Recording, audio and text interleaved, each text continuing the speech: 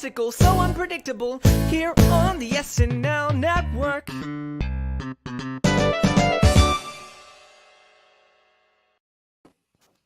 Yes, that's right. Hello, everybody, and welcome to the SNL Network's patron feedback show for week number 16 with host Jerrod Carmichael and musical guest Gunna. This is the show that wraps up the entire week of SNL as we, talked through all the sketches with the different panelists. And now we get to bring in one of our patrons to talk about what's happening in SNL social media, answer your questions that you submitted. We got a lot of questions this week, especially with all the discourse around, what was happening at SNL and how they covered things in the world.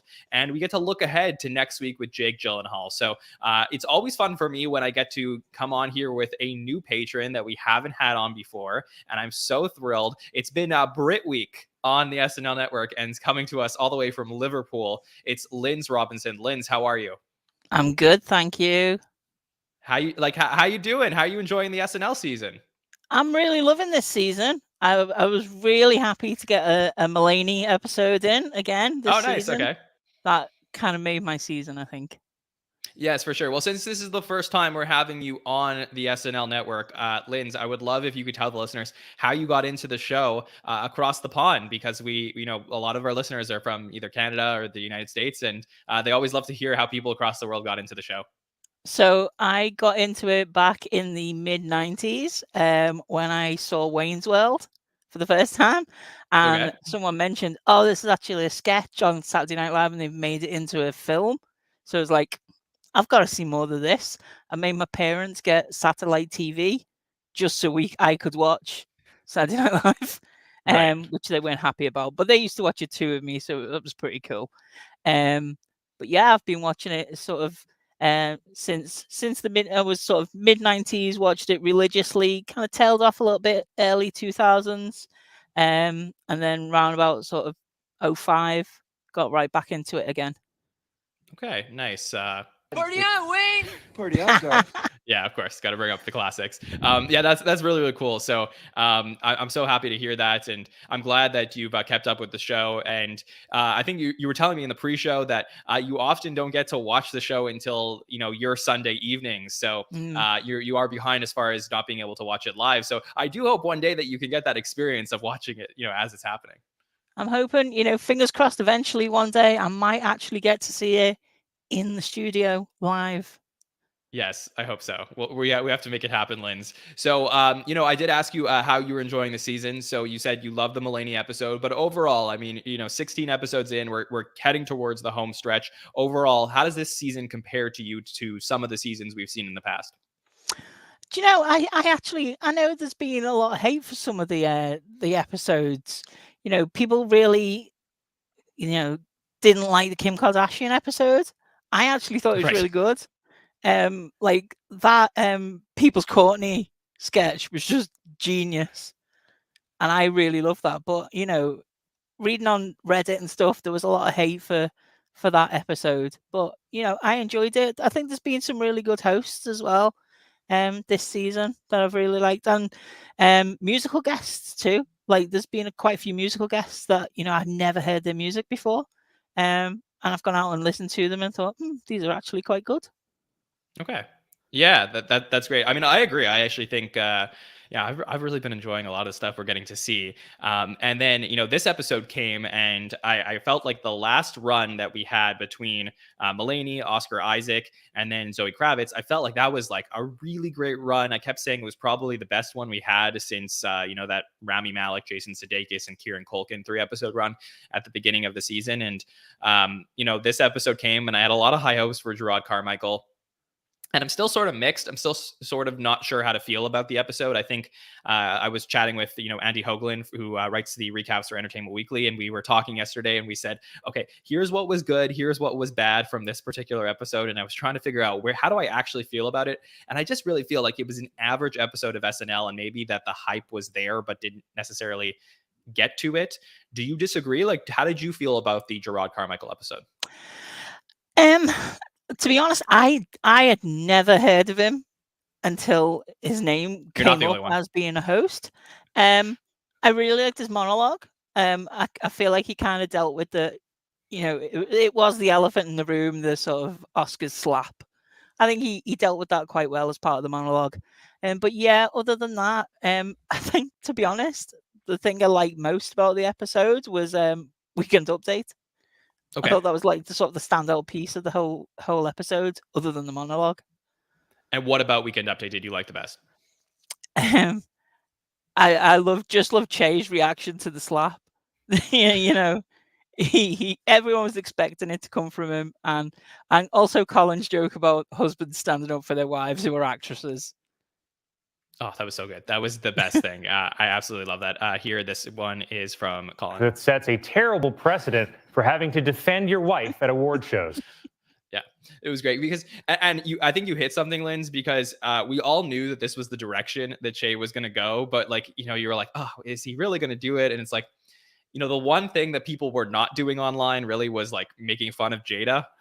But then Che obviously is going to be the one to do that. And I think, we often talk about, going back to, you said you're a 90s child of SNL, going back to the 90s and the norm stuff. It's like there is only one person on Saturday Night Live who will, treacher into those dangerous waters. And that's Michael Che. Yeah. Yeah, for sure. What about the sketches, though? Were there any sketches that you enjoyed from this episode more than others? The rainbow doll sketch I thought was quite funny. The first time I saw it, I thought, oh, it's quite close to the bone, this one. It's gonna get a bit of a reaction on it, which it did, which in that most people didn't like it, but I thought it was quite funny. But yeah, that to be honest was the only really standout sketch, I thought. Oh, and the Oscar sketch as well. That was quite good. Okay, so you enjoyed that Oscar sketch? Yeah, the Oscar sketch was good too. Okay. Just for Andrew's reactions in it. Yeah, right. So I think, there was a lot of really interesting choices that I think SNL ended up making this week. And that was part of, what our discourse was throughout the week. So, there's different sketches that I think we're going to touch on as we get through the social media and the patron feedback questions that we got this week. So before we get into those sections of the show, Linz, is there anything else like overall you want to talk about when it comes to SNL this season? I want to know who we think will be the last three hosts for this season. If I don't get Bill Hader this season, I'm going to be really annoyed, especially with the new season of Barry coming out. So got my fingers crossed for that one. But yeah, and I want to see more of the new guys before the season's out. Yeah. And I would agree with that. I think to your point about Bill Hader, obviously fan favorite, all-time great cast member, would love for him to host again. I don't know if he wants to at this point. I think that he's talked a lot in the last few years about the struggles he's had mentally with being on SNL and stuff like that. And I don't think that precludes him from coming back to host. But part of me has to wonder if we're going to get him back before the 50th anniversary at this point. That definitely is a question. You would think that if he wanted to come, he would have maybe popped in for one of the Mulaney episodes recently. So I would love to see it, obviously. I just don't know if we will. But yeah, I agree with you. As far as the new cast members are concerned, definitely that's the way to go as we continue to move forward through the season. Yeah, definitely. Okay. Are you ready to get into some social media from the week, Linz? Absolutely. Let's go. All right, let's bring that up on stream. So if you are watching us live on YouTube, you can see our social media. And here is a tweet from our friend, Jesse David Fox, who has been on our podcast before. Jesse's a great friend of the show.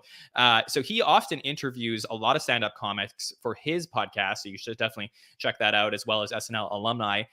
So connection to Jerrod Carmichael. Jesse says, Jerrod had to throw out 80% of the set he had been working on to deliver one of the best monologues in recent memory.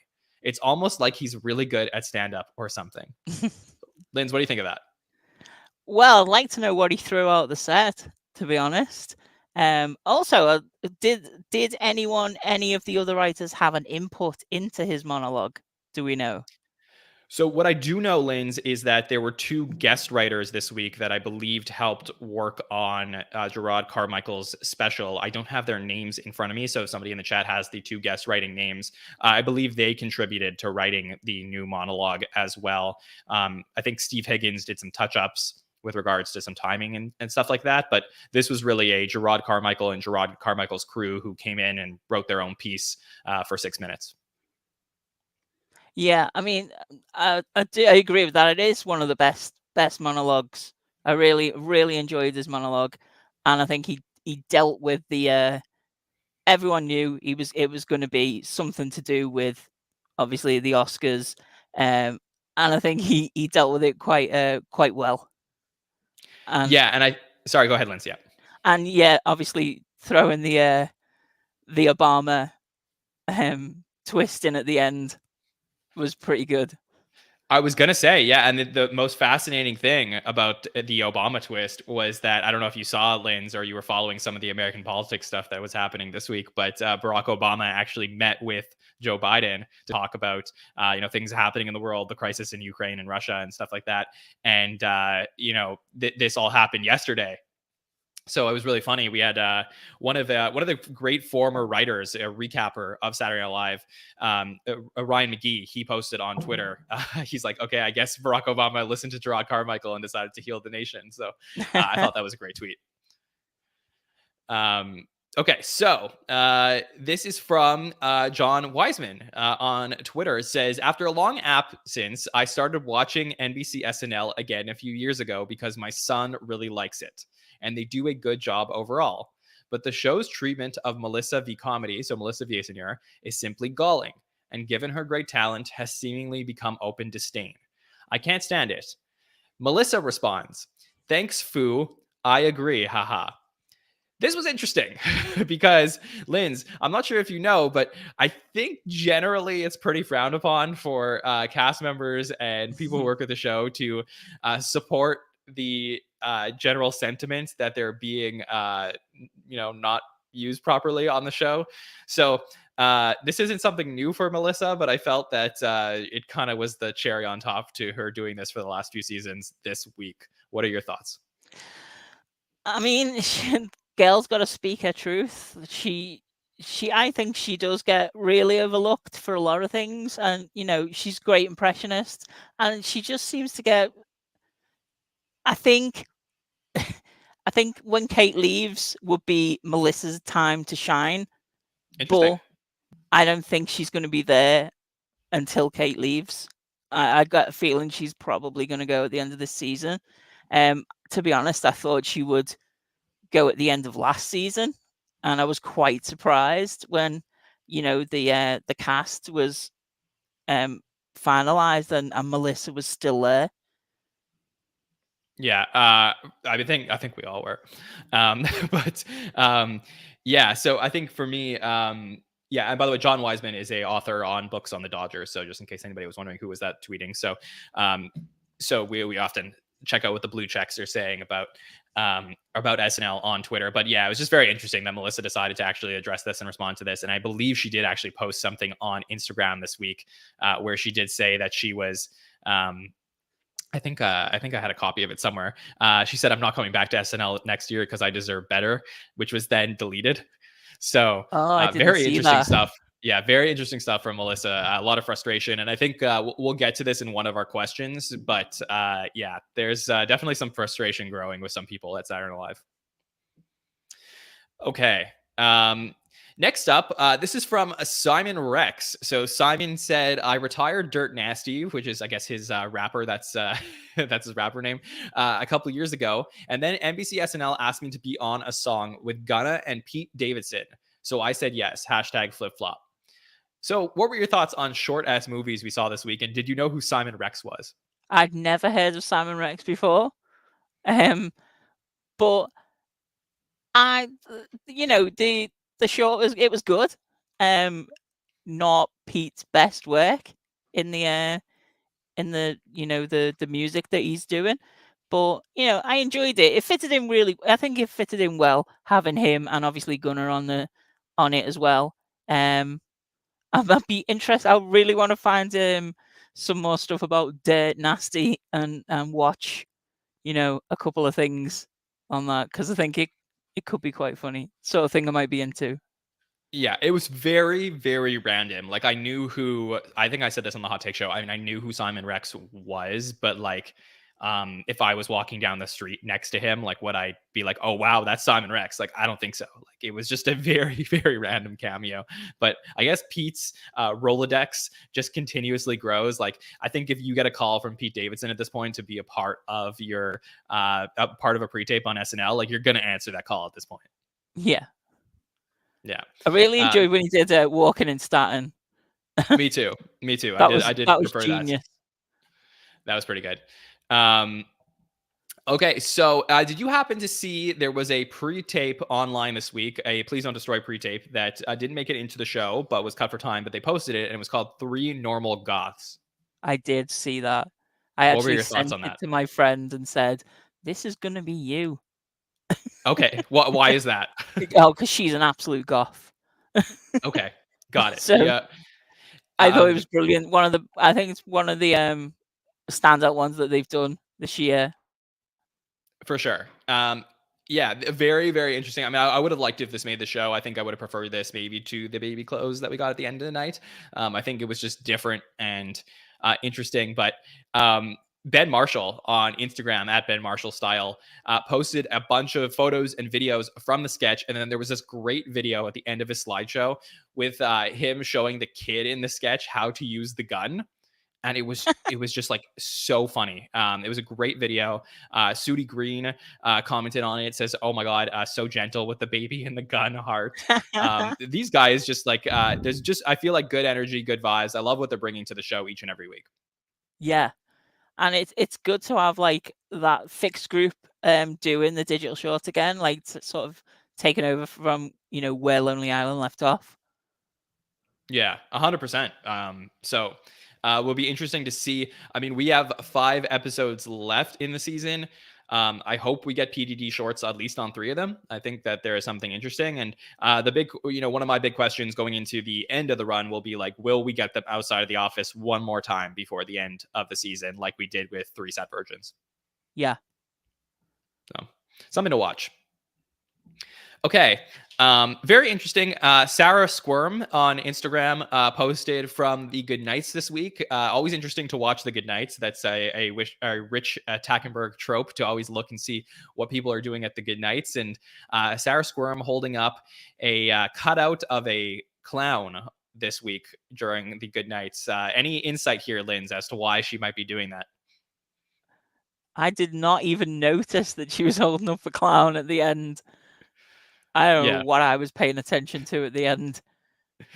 Yes, for sure. But yeah, it's always fun to get to see what people do, whether they bring out signs or anything like that. So yeah, I mean, it was good. I mean, we didn't get much from Sarah this week. All we got was that really famous moment of her looking the podium. So potentially, yeah, Monette in the chat says a prop from a cut sketch. So it would be great to find out what that was. Yeah. Okay. Then we had, this is from Chris Red, who always posts great stuff on Instagram and Twitter. Chris says, stepping into Monday right after somebody tells you it's Tuesday, with him, dressed in the room full of clocks.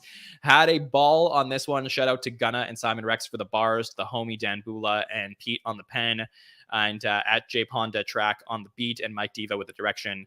And by Lee McG with the killer graphics and so many others. I'm running out of tags. Plus, I like short ass captions. So a lot of really fun stuff on this one. Just see the background behind the scenes of short ass movies. Linz, do you have an opinion on this? I didn't even get to ask you. What is the ideal time for a movie? Ooh, I don't know. Some of mine are like, let's see. I'm trying to think of like how long I typically can keep attention for. Would you prefer this is what we asked. We said under an hour 45 or over an hour 45? I think an hour 45 is perfect. Oh, okay. All right. So yeah, for me, I will take the under. Definitely prefer shorter ass movies. Yeah, so that was interesting. So this was a big story, a really big story. I don't know if you saw this, Linz. Netflix Not sure if it's different in the UK, but at least in the US, Netflix added a short ass movie category to its browser. Like, I mean, if you go on Netflix right now, you look up short ass movies. I'm gonna go on Netflix on my phone and see if it's on there. Tell me if in the UK they also added this, because yeah, this is great PR. Obviously, Netflix decided to add a short ass movie category after a hilarious Pete Davidson SNL sketch. They tweeted "Good idea SNL," and then SNL tweeted "OMG." So very, very funny that they decided to go ahead with this, because I actually think, I mean, this is a great idea. Because if I'm on Netflix and I'm looking for a movie, I am definitely brilliant idea. Yeah. So, Linz, what do you think? In the UK, is the short ass movies category there? I cannot see it. Okay. It's not Maybe it's showing just up a on US my thing. phone. It must be. Oh, hold on. Categories. There's a separate category thing. There is not, unfortunately. Ruined for us. We never get anything good. Oh, that is too bad. Okay. Well, hopefully it'll happen for you guys as well. But I think this is I think Netflix will see how many people click on the short ass movies category, and we will get this eventually. Okay. Here is another one from Chris Red on Instagram saying, "It was so damn fun to play in this sketch, Will Smith." And we get to see a behind the scenes photo of Chris as Will Smith. Brilliantly written by Mike DiCenzo, Please Don't Destroy, and Skater Punk 69. I believe that is Jake Nordwind, and was so good. It helped carry my mediocre Will impression with my A+ ability to yell and be insane. Jerrod, you're the truth, fam. Shout out to my squad that gets me ready. Rob B. Mitch, I won't talk about it anymore either, by Keaton Thompson puts perfecto. So, yeah, really great job from Chris this week. Keep my wife's name out your mouth. But Linz, I didn't even get to play this on the roundtable, but I also clipped this sound clip, which I thought was really just the tone here. Hey, so where you from, man? Just the way he like turns around and does that. So great. Really, really enjoyed the sketch. It was the laugh. He just nailed Will Smith's laugh completely. Yes, for sure. Okay, then anything else on the sketch that you want to talk about, by the way, before we move on? Again, it was the one that everyone was expecting something, and I think the only person who could have done it justice was Chris Red.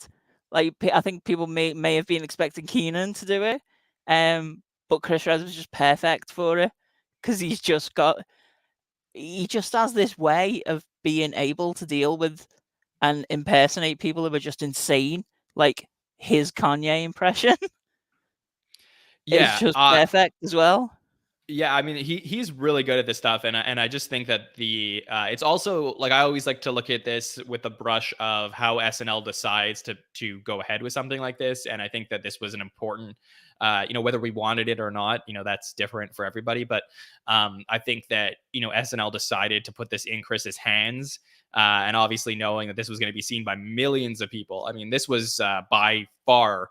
This sketch was, already, we woke up on Sunday, 3.5 million people had watched it on YouTube. So, Chris Red's star was going to continue to shine no matter what from this. And the fact that SNL trusts him with something like this is another indication of how well his season is going. Mm-hmm. Definitely. Yeah. Fully agree. Okay. Let's do one more. This is from Jimmy Kimmel Live. So Jake Gyllenhaal, the host for this coming week, was on there with two of his co-stars to promote the Ambulance movie this week.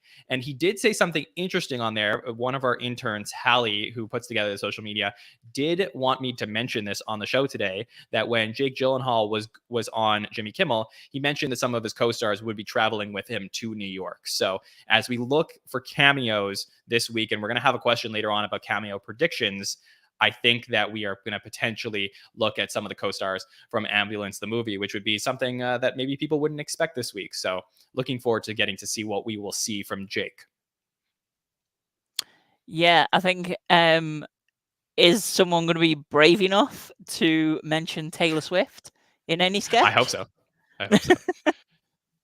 Yeah, we'll be interesting to watch for sure. Obviously, there was more stuff happening on social media this week, including interesting posts from Alex English and Aristotle. Obviously, we got to see an Angelo sketch that ended up being pushed online, and I think that was, as we like to say at SNL, by the fans for the fans. So I'm happy that we got that one there. But we'll address all of that in our questions that we got this week. So, Linz, are you ready to take on some of the questions from the listeners? Absolutely. Okay. Would you like to read our first question that we have from Jeremy? Okay, so Jeremy asks, is there any other way you wish SNL would have covered Slap but didn't? I don't think so. I think they covered it in a really good way, but not in the way that sort of I'm trying to phrase this the right way. It didn't sort of bring up you know, or make or poke any fun at Jada. Okay. So I think they handled it in the right way. It was all about just also almost laughing at the shock of it, because no one was Right. expecting that to happen at all. Yeah, for sure. I mean, I wouldn't have. This is not something that SNL does. And I was thinking about this question a lot from our friend Jeremy Boulard, who sends in questions every week. So thanks, Jeremy. But I was thinking a lot about how SNL could have done something different. And there was times throughout the history of Saturday Night Live when they would have a character from a sketch that would maybe appear in multiple sketches, or like, Will Ferrell's done this before, where he's had he's played cowbell in a musical performance, and they play with the format a little bit. And I sort of wonder if Chris as Will Smith could have popped into other sketches, or potentially between sketches there was something to be played with here, like maybe he slaps Gunna at the end of his second musical performance or something like that. And I think there was like maybe some fun that you could have had with the SNL format that wouldn't have necessarily taken away from other things throughout the night. That would have been an absolute genius move if they'd have done that. Yeah. Because I just feel like that's what we want from Saturday Night Live now, is to just show us something different. And I think they could have done that this week with this. And I don't hate the way they did things. I just think there was some other elements they could have played with. Also, were they maybe trying to protect the relationship with Chris Rock as well by not so much poking fun at him? That's interesting. I don't know. I doubt it, honestly. I think that Chris understands that SNL is going to do what SNL has to do with this situation. I don't think that he would ever prohibit SNL from making fun of him in any way. He gets the way it works. I just think that I think that it was probably more they were like delicate about the situation as a whole, and they were like, okay, Jerrod's going to cover it. We have a sketch about it. It's probably, Che and Jost are going to do their thing. James Austin Johnson's going to do his thing in the cold open. So I think they probably had it where it was. Yeah. Cool. All right, let's take this question from Mari Williams. Mari says, what do you think the episode would have looked like had the slap not happened? Would it have been a better or worse episode? What do you think, Linz? I don't know. I think it probably would have just been about the same. They probably had to, cover it in at least one sketch. So I don't know really. Yeah, it's hard to sort of determine what they would have done. For sure. I think I know, we mentioned what Jesse David Fox said about the monologue. I think that obviously Jerrod would have been more free to potentially talk about some of the things that he mentioned in his special. He talked about, coming out, which I think was a big moment, obviously, for him for that to be released the day before Saturday Night Live. So I assume that would have probably been a bigger part of the monologue potentially. So that was something to, certainly to think about. We've seen the writers be pretty creative. The 12 new writers that we've had, or 13 new writers we've had this season, be pretty creative when they haven't had these major news stories. So I would have, my opinion on the episode, probably is that it could have had higher potential without all this going on. But I still enjoyed what we got from the slap in particular compared to some of the other sketches we got in this episode. Yeah, I think I agree with that. You know, the slap stuff was the highlight of the episode, to be fair. Yeah. And I like this thought from Ken in the chat, who basically said, we might have gotten Angelo had the slap not happened. And yeah, that it definitely is something to consider as well. Linz, did you watch Angelo, by the way? The one that got I released on did. YouTube? Yeah. I love watching the Angelo sketches. I just think they're so funny and just they're so surreal to watch. And I hate that Angelo's the one that just gets caught all the time. Yeah. Well, let's take this question from at Looking Glass World on Instagram. Said, why does Aristotle keep getting cut? Do you have an opinion on this, Linz? I think he's being to be honest, I think he's being overshadowed by James. Oh, okay. I think James set his stall out really early with his Biden impression and his Trump impression. And I think he's got a hell of a lot of airtime for someone on their first season. And I think the part, bits that could be going to Aristotle are going to him, maybe unfairly. Whenever you see Aristotle, he's just sort of in the background and not really doing anything other than when he's done Angelo, and most of the time they've been cut. Right. That's an interesting perspective. I didn't necessarily think about the competition potentially between the rookies themselves. I was sort of, viewed it from the perspective of Angelo getting on versus some of the veterans on the cast. But that is an interesting thing to look at. We are, I am asked this, most weeks here on the Patron Feedback Show about, Aristotle and how he's doing. And, actually, I think, Linz, unless we find out that somewhere somebody is not happy with Aristotle, or he's not getting along with, different members of the production team or whatever it is, I sort of think that if there was any thought to get rid of Aristotle between the seasons, I think the fans are going to riot. And I think that there's a really good chance that we as a community will save him on the show, if anything, not to discredit any of the wonderful work that he's doing. Because I still think, getting your sketch to dress, getting it on YouTube, I think there's points for that. But I really haven't seen like a movement like this to support a cast member who's not getting enough screen time. And clearly, I really think SNL is listening to what we're saying. Now, does that mean that Lorne Michaels is going to choose his sketch every single week? Probably not. But I think that as far as giving him another shot, I would think that we are actually doing something in this day and age. Yeah, definitely. Gotta save him. Gotta have more and more Angelo. For sure. Just because he makes me laugh on a Sunday morning when I wake up and he's there. Yeah, for sure. I think if we're working on this, I don't know what's going to happen. My hope is that we're going to be able to speak to some of the cast members between season 47 and 48. So TBD on all of that stuff, if we can potentially get some of those questions. But if we were asked which cast members we would like to speak to, I think that Aristotle would be near the top of my list, because I think that as far as a cast member having a connection to our community, I think that he is somebody who could really, listen to the fans, have a strong, connection to all of us. So I look forward to chatting with him down the road. Oh, absolutely. I think that would be a really good chat to have with him, to see it from his perspective on what's happening there. For sure. Okay. Do you want to take this? Next question from Nick? So Nick asks, comedian monologues are often eagerly anticipated and don't often disappoint. With this in mind, is there a comedian you wish they'd invite back to hear more stand-up from them, other than Carmichael, of course? My favorite stand-up monologues are always Mulaney's, always, without doubt. And I also love a Chappelle monologue as well. Bill Burr's monologue I thought was really good.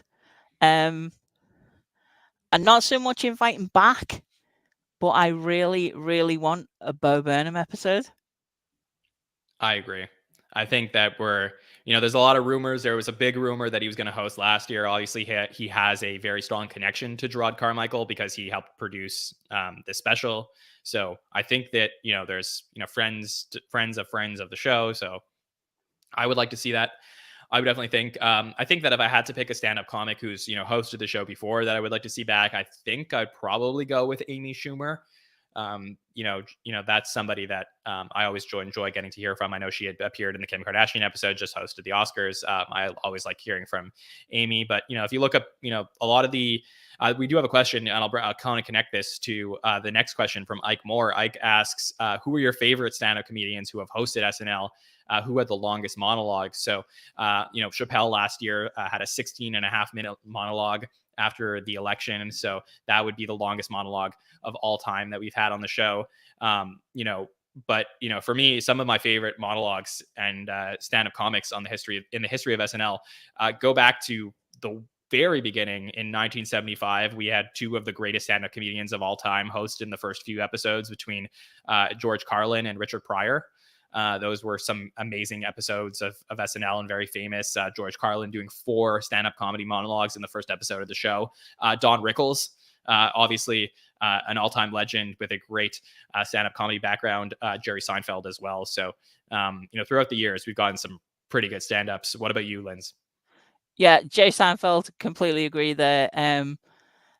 Also, yeah, I mean, I think I should go back and watch the Richard Pryor monologues because my dad was a huge Richard Pryor fan. So it'd be really interesting to watch and see them. But yeah, Chappelle's monologues are always great. I mean, no one knew how he was going to be reacting, and I think his one last year was probably a lot of it was done sort of on the fly as it was happening. He probably don't think he probably had a lot of it sort of scripted in his head. Because it was that episode was the one that they basically just had to scrap, Yeah. and rewrite in a couple of hours, which is probably why it went on for so long, because he was sort of coming up with it on the fly. But yeah, there's quite a lot. The old comics are always the best, I think. But I just love my modern guys. I love Bill Burr, Mulaney, Sarah Silverman as well. 100%. Had a really good monologue. But yeah, just more Mulaney. Just give me more Mulaney. That's what I want. Yeah, for sure. Mulaney was really good this time out. Okay, we have one more question from patron Ike Moore. Ike wanted to know also how random was that Simon Rex cameo? Could he host next season? I would be very surprised if Simon Rex hosted SNL next season. I mean, that would be just, if they have a live action Ernest sketch, I could see him reappearing. But Linz, I can't imagine Simon Rex is going to host SNL anytime soon. Well, Jerrod says he's the least famous host of SNL ever. I think if Simon Rex was to host, that would be a new least famous person. I'd never heard of him until he appeared in that. But I am going to look him up and see what was his name? What was his character called again that he did? Oh, Dirt Nasty. Yeah. Going to look up Dirt Nasty and see what that's all about. Yeah, for sure. No, what we need is a Dirt Nasty Big Wet combo coming up soon. So looking forward to that.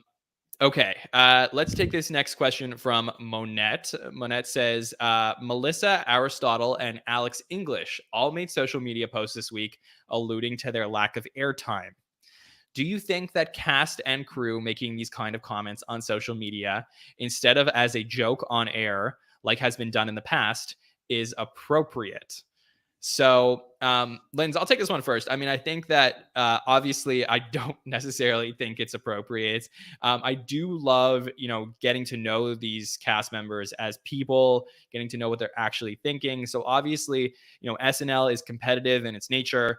That's why we look at the statistics and the data behind it. So, some people are going to win at SNL. Some people are going to lose at SNL. And I think that, unfortunately, when you're on the other side, it's really tough. If you're asking about what I think the show thinks of this stuff, they cannot be happy with this. I mean, I know, for example, I have spoken with, members of the PR department at NBC. I know that they're very, careful about what people say and where they, they're booked and things like that. And I would assume that it's not, the chillest thing to do. But at the end of the day, I mean, these people are stars. They've made it onto the show. You can't just, restrict them from being themselves on social media. So I see both sides to it. I do think if it's appropriate or inappropriate, it's probably more inappropriate to rip on your employer online. But I can't blame somebody like Melissa in a sense, because it's just been frustration after frustration over the years. So, Linz, what do you think? I mean, it has for her, and she gets neglected. She did it quite a bit last year, if I remember. She said quite a few things online, that it was kind of impacting on her mental health, that, with coming out of lockdown and whatever, and not being actively involved in the show, and maybe they sort of overlooked it then. But I think it's going to be difficult to overlook it now. You can delete something, but things on the internet live forever. For sure. And, it's just like in this day and age where we're constantly hearing that SNL is letting cast members decide whether they stay or go, once you reach a certain, years on the show, I guess, then you start to ask yourself a little bit of hey, if you've been on the show for so many years and you're not happy there, why do you want to stay? So I think that the category of somebody like a Melissa is very different from somebody like an Alex English, who is a new writer on the show, or somebody like an Aristotle, who's a new cast member. I think in those cases, there's plenty of time to grow, plenty of time to, figure out how to work SNL. Great alumni on the show often say now, it took like 3 or 4 or 5 years to really get their footing. Those things are still possible. So I think for somebody like Melissa, I think in her case, if she's just not happy, we want the best for her as a person. So maybe, if she's not happy at SNL, maybe she will have a great career doing other things like voice acting and stuff like that. Yeah, completely agree. For sure. Yeah, I think it's going to be tough to find the justification for it to stay this time around.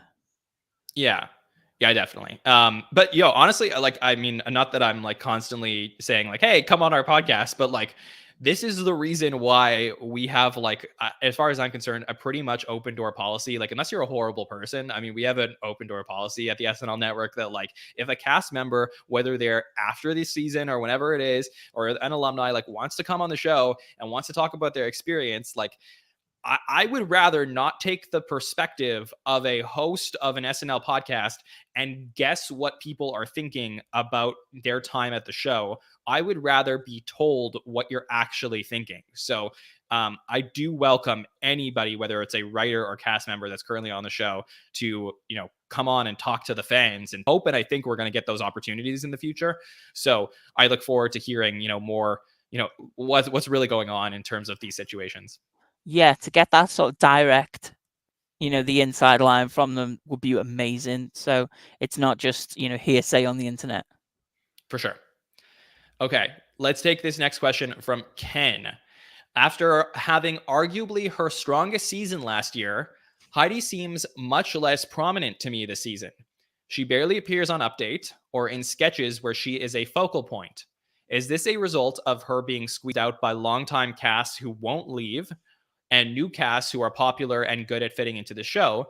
Or has she still not found a firm comic identity on SNL? So what are your thoughts, Linz, on Heidi and this question from Ken? I agree with Ken. I think she has been a lot less prominent this season. And she had such a good season last year as well. Is it the Kate factor that Kate is getting the extra airtime? Because I feel when Kate was away filming for various other projects, Heidi and Chloe got a lot of airtime. The same sort of applies with Chloe. I think Chloe's had a lot less airtime this season. than she has in the past.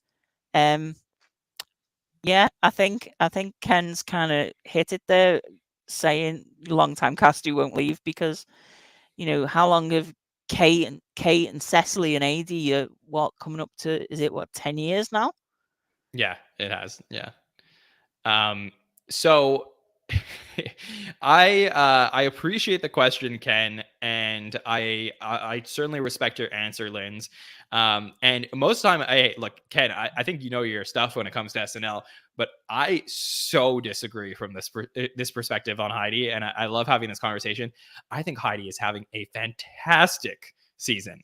I think that she has completely reinvented herself as an SNL cast member. I think that what was happening to her in previous seasons of the show was she was having this one-off, these one-off episodes where she was having this great moment on Weekend Update, and we're like, oh, I can't wait to see her do that in a sketch. And it just wasn't happening. She wasn't producing these characters in the sketches the way that we wanted her to, but the every single Weekend Update character that she was having was popping.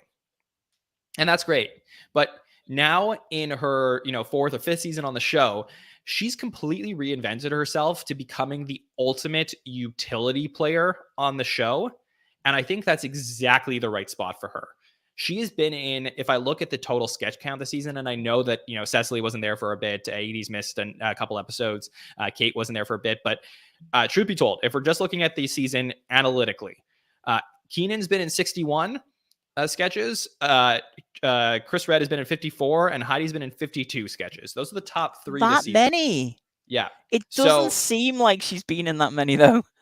Yes, and I get it, and maybe she's not popping in the way that we're used to, but I think she is. I think this is exactly what she needed to do. How rare is it in the history of every cast member that's been on the show that someone has completely reinvented their SNL career while they're on the show? And I don't think it's a negative thing that she's doing. Like, people can, I think an example that I can think of is like Tim Meadows had a rough first 5 years and then had a really, really great next 5 years. And I just think that for Heidi, she's now become the person that people want to write about her, want to write her into every one of their sketches because she can do a lot of things. So if she doesn't have the character that pops, that's fine. I mean, I'm okay with that, because you need to have she is the straight role in a lot of sketches, and you need to have that person. We praise Beck and Sudeikis and Phil Hartman for all that stuff. I mean, that's kind of what Heidi's doing this season. Yeah, I never actually thought about it that way. But yeah, she is sort of she's there. She might not be the main focus of it, but she is there. But yeah, I never really thought about it that way. It's a really good point. Yeah, for sure. I mean, look, to everybody's perspective, I think Heidi is ridiculously talented. I think that when we all watched, what was it last year with the Michael Jordan documentary, where she was, she wrote and contributed to that. I think it was in the Keegan-Michael Key episode. She had a big moment there, and everyone's like, yeah, that's the Heidi that I know and stuff. And like, I'm okay with that every now and then if she wants to, have a moment on Update that pops. But I think that if, in a 21 episode season, she has 3 update pieces that pop, and the other 18 episodes of the season, she's in, 4 or 5 sketches throughout the night and just doing her thing. That is a great SNL season. Like, exactly what you want, and totally deserving of becoming one of the stars of the show. Yeah, okay. I just did not think of it in that way. Like, but yeah, really good, valid point. Yeah, thanks. But yeah, I totally respect everybody else's opinion too. It's just I am enjoying what I'm seeing from her, so I will fight for that. This is a question from our friend Blood Meridian. Blood Meridian says, as the current season is nearing its end, we still have 5 episodes to go, but it's nearing its end, and the new era feel that this season has had, particularly with Please Don't Destroy, James Austin Johnson, and Sarah's continued rise, is making many feel that a series of departures may occur for a new era to begin. Whom do you feel will probably say goodbye? And is it confirmed that Lauren wants everyone to stay to 50th? Because that would be insane and hurt the momentum and quality of the show moving forward. Thanks as always. All right, Linz, let's get your opinion.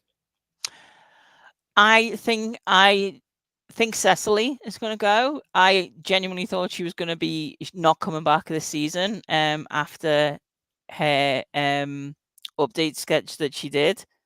I think Pete's going to go too. there's too many movies that want him casting them for him to be able to commit. I know that Lorne's given them, time to go and do other projects during the season, basically because the cast's so huge that they can accommodate that. But they can only keep that going for so long, really. And I think it might be time for Kate to go as well. Keenan's never going to leave. He's always going to be there, and I don't ever want him to leave. But yeah, I think Kate and Cecily and Pete are probably going to be gone come the end of this season. Yeah, I think that Pete is probably, I would say, the odds-on favorite to be moving on from the show. I just don't know if there's, much more that he wants to accomplish there. Obviously, a lot's happening in his personal life that I think is, taking off and good for him if he's, happy and, a lot of potential for what he can do. I think that if Lorne had his choice, with the popularity of Pete, who's become, I would say, the most popular SNL cast member to every single casual. Everybody knows who Pete Davidson is nowadays. Kate McKinnon was probably, leading that department, and Pete has overtaken her as, the highest star potential on the show. And I think if Lorne had a choice, he would say, hey, Pete, I don't even care if you want to film one pre-tape a week. If you want to stay on the show, I think he would give him that opportunity to stick around, just based on what we, know about their approach to these things. But if Pete wants to move on, I think that's probably the favorite. As jokes, go with, the Weekend Update hosts. I think that, Che and Jost have talked about departing many times and joked about it. I do think that there is potential. The big question that's going to, my approach to these questions all the time is, hey, the 50th anniversary is obviously a big pivot point for the show. There's going to be a lot of changes that are going to occur after the 50th anniversary. So you have to start to wonder at the end of 47 and at the end of 48, if people who are thinking about leaving decide not to leave, at that point, they may be like, okay, now I want to stay because I want to be there for the 50th. Because if you go now, it's still okay. It's still 3 years away, 2.5 years away, whatever it is. But once you get closer and once it's okay, in a year from now, we're going to have the biggest spotlight on the show that the show has had in its history. Then you're like, okay, why am I leaving now when I could leave in a year or two? Yeah, but I agree with you. Your point about Pete. I think if Lorne could convince him to just come back and just do one pre-tape a week, he'd probably do it. It's basically what he's doing now, to be fair. Yeah. I never ever thought that Beck would leave without Kyle. I thought they were the ultimate duo and would go together. And I think Ken's just said in the chat that he wishes Kyle and Cecily and Hazy would go. Kyle's not getting enough airtime, I don't think, to keep him happy. So I think Kyle might be one to go. But yeah, people are going to want to start thinking about, do I want to stick around? But is that, again, going to take away the opportunity for new people to come in? Because if they choose to stay, does the cast just get bigger? I mean, it's huge as it is.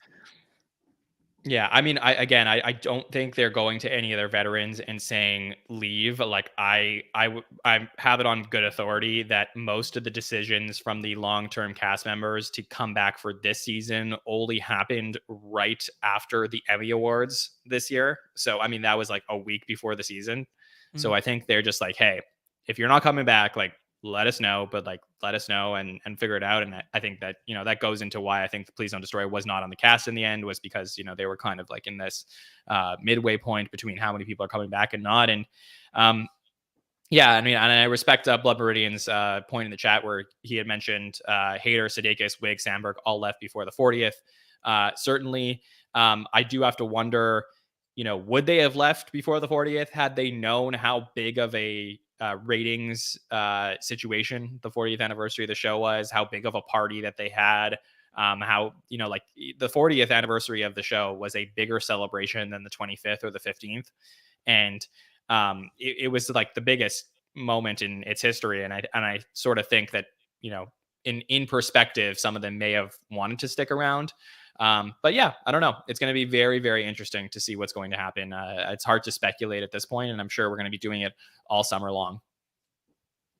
There's a Okay. point just being made there of why do we need Pete videos when PDD make videos?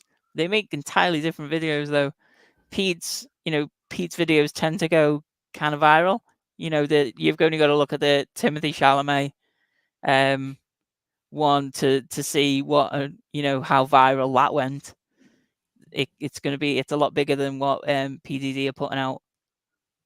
Yeah, I agree with that. I mean, I sort of wonder, like to your point about Pete, if he will get like the Eddie Murphy special where he's gonna like film a bunch of pre-tapes. Because I mean, clearly he's like involving people from outside the show. So like, will he film a bunch of pre-tapes and then they'll air some for the weeks that he's not there next season? I mean, I'm sure that our fans and our listeners and stuff won't love that, but it's certainly a possibility, and I wouldn't be surprised if that's the direction that Lauren and SNL decides to go in. Yeah. Okay, Linz, do you want to take this next question from Naomi? Okay. Do you think there will be any cameos next week? If so, from who? I think it would be hilarious if Taylor Swift turned up. I was thinking, Me too. imagine if she just turned up on an update feature just to rip into him. Right. Yeah. I mean, I would think.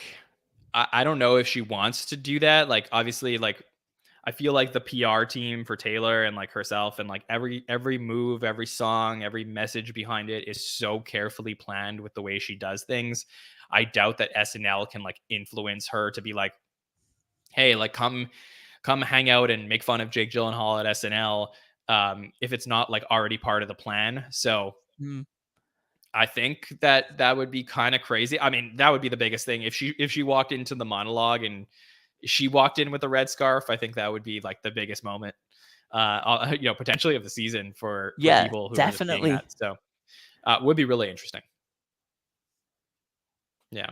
Any other ones, Linz? Any other cameo predictions? I'd quite love to see it. It would never happen, but Sandberg come back for his Nicolas Cage with Jake Gyllenhaal on update. Oh, okay. Yeah, that could be very funny. So it would be interesting. I mean, I don't know how many of our listeners have gone back and watched the 2007 episode from Jake Gyllenhaal. It happens during a season 32, which I have long argued is the greatest season in the history of the show. It's a very fun episode, and it's one that I'm going to be rewatching and with some of our patrons later on this week. There were some fun ones in there. They had a Bronx Beat. They had a Deep House Dish, which was always a fan favorite of mine. They had a Laser Cats in there. So there are some classics that Jake Gyllenhaal was a part of when he was there for the first time. So could be fun. And it goes into our next question from Haley McLaughlin, who says, if you could pick any recurring sketch to appear next week, what would it be? So I'm not sure, Linz, if Haley's asking from his previous time on the show or just generally any recurring sketch. But if you could pick one for next week, what would it be? Oh, it would be Andy Samberg doing Nicolas Cage for sure. Okay. Yeah. For me, if I could pick, and I'll say like a recurring sketch from his previous time on the show, I think I would go, like, if I just had to pick from going back to all the sketches. I mean, Deep House Dish had literally nothing to do with Jake Gyllenhaal, but that's a sketch that always got me when I watched it. So I would love to see that. So yeah, I know some people in the chat were not a fan of that, but I always laughed at the ooey T Shane. Okay. So yeah, that does it for questions for this week. Are you looking forward to this episode coming up, Linz? I am, yeah. I think it's going to be a really good one, and that's the thing I'm looking forward to is, are they going to poke fun at Jake Gyllenhaal over Taylor Swift? That's what I want to know. Who's going to be brave enough to do it, like on live TV? Yeah, I think they have no choice but to make mention of it at some point. So I look forward to seeing if that's going to happen. I think that'll be a lot of fun if they do that. I mean, we're going to be talking about it on the podcast if they don't. So I guess we'll see. I'm excited. I think that what we have in the next 2 weeks between Jake Gyllenhaal and Lizzo are like two really fun, really well-known hosts.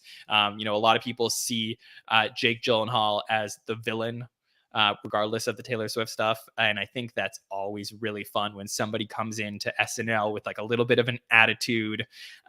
We don't know what we're going to get from him. And I'm sure he's a really nice guy, but like, it'll be really great to see him back 15 plus years later from his previous time on the show. It doesn't seem that long ago since he hosted, though, which is really strange. But I'm really looking forward to Lizzo as well. Yeah, it'll be really great. Linz, you were fantastic on the show today. It was so great to get to talk to you. So thank you so much for joining us. Can the listeners find you on social media anywhere if they wanted to reach out to you? I am Linswah everywhere. That's Linswah. Awesome. And by the way, was there anything else about Saturday Night Live that you wanted to talk about that you didn't get a chance to? Just I think there should be more people in the UK watching it. Me too. It's like, yeah, I've got no one to talk about other than online because none of my friends watch it. I don't know if you heard, Linz, but there's going to be a UK version of SNL that's supposed to come out eventually. Oh, they tried that in the 80s. It didn't work very well. We'll see. We'll see if this one's better. Once we know that it's happening, we'll definitely be covering it on the SNL Network. It'll be fun to talk about that one as well. So that you'll get to watch live, I'm sure. Fingers crossed. Yeah, for sure. Okay, well, definitely make sure to follow Linz on social media. You can find our podcast on Apple Podcasts, YouTube, or Spotify. Make sure to subscribe to never miss a show that we're doing here. For what's coming up on the SNL Network, we have Hollywood Dish tomorrow night. So Nicole and Rebecca will be back with guest Morgan on the show to talk about the stories for the week to get you prepared for the Jake Gyllenhaal episode of SNL. And of course, we will be back for the Hot Take Show on Saturday night. We have a great panel planned for the Hot Take Show, so make sure to join us at 1 a.m. Eastern time, or about 10 minutes after the show, to break down all the sketches live. I promise it'll be fun. Maybe it won't be as chaotic as last week's Hot Take Show, but we're gonna have a good time as always. So if you want to reach out to me at John Schneider 24 on any platform and at the SNL Network to find everything that we are doing. Okay, everybody, thanks in the chat for joining us on an earlier patron feedback show this week. Thank you to Linz. We will see you next time. Have a good one.